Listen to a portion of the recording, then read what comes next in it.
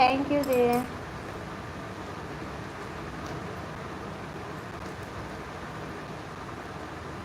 वही तो हम भी कह रहे हैं, हम कि 14 घंटे बोल रहे हैं, 1400 घंटे। मेरा भी अभी इतना ही हुआ दीदी। कुल मेरा भी मतलब टोटल इतना ही हुआ है, अभी 15 भी नहीं ठेका है। 1400 लगता है परसों हुआ था, पर आज 2-3-4 घंटा बड़ा हो गया और क्या। मेरा भी इतना ही अभी चल रहा है। मेरा भी इतना ही चल रहा है दीदी। हेलो प्रीति दीदी, कैसी हो? वेलकम दी, वेलकम। और बताइए, लाइक कर दीजिए। थैंक यू दीदी, थैंक यू प्रीति दी, सीमा दी, थैंक यू। हम भी क्या, हम भी दीदी, प्रीति दीदी क्या हुआ? मुझे पता है कि आप भी हैं। हाँ, और बताइए, आपके बच्चे कैसे हैं?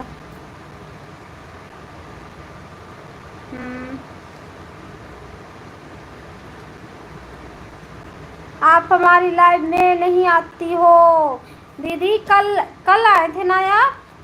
कल या परसों आए थे ना मेरे लाइव में। फिर आपका नोटिफिकेशन नहीं मिला, फिर आपके लाइव में हम ढूंढ रहे थे लेकिन नहीं पता चला दीदी। कल तो लगते गए थे आपके लाइव में ना, कल या परसों तो गए थे आपके लाइव में हम। कल ही तो क्या परसों गए? कल लगता नहीं, परसों गए होंगे शायद। हाँ, आज नहीं आ पाया, आज बहुत लोगों के लाइव में नहीं गए। हाँ, मिल गया लाइक आपका, मिल गया, मिल गया दीदी। थैंक यू सीमा दी, थैंक यू, थैंक यू। सीमा दी, आप ये बताइए, हम लोग इतना दिन से आप मेरे लाइव में आ रहे हैं, हम आपके लाइव में आ रहे हैं, लेकिन आप कभी नहीं बताए कि आप यूपी से हैं कि बिहार से हैं। बताइए जल्दी मुझे पहले। आप यूपी से है कि बिहार से है? आप आज तक नहीं बताए मुझे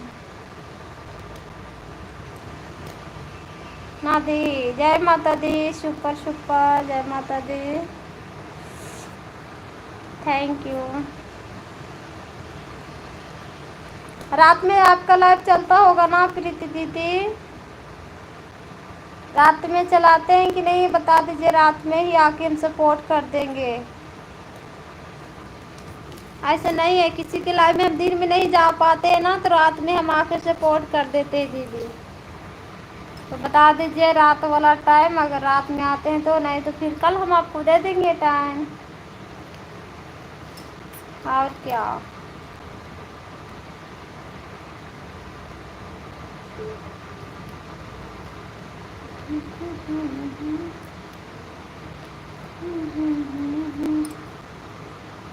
थैंक यू।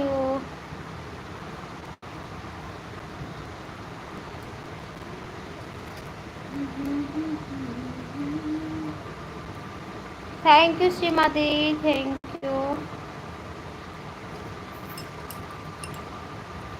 पहले आप मेकअप करते थे? नहीं, हम मेकअप नहीं करते दीदी, पहले भी नहीं करते थे, अभी भी हम नहीं करते। हाँ, क्रीम वगैरह जो रहता है वो हम लगा लेते हैं, लेकिन मेकअप हम नहीं करते हैं।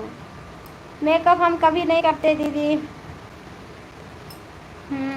अभी हम बेटी की सुला रहे थे, फिर उसके बाद हम लाइव चालू किए, फिर हम बैठ गए। मेकअप हम नहीं लगाते हैं,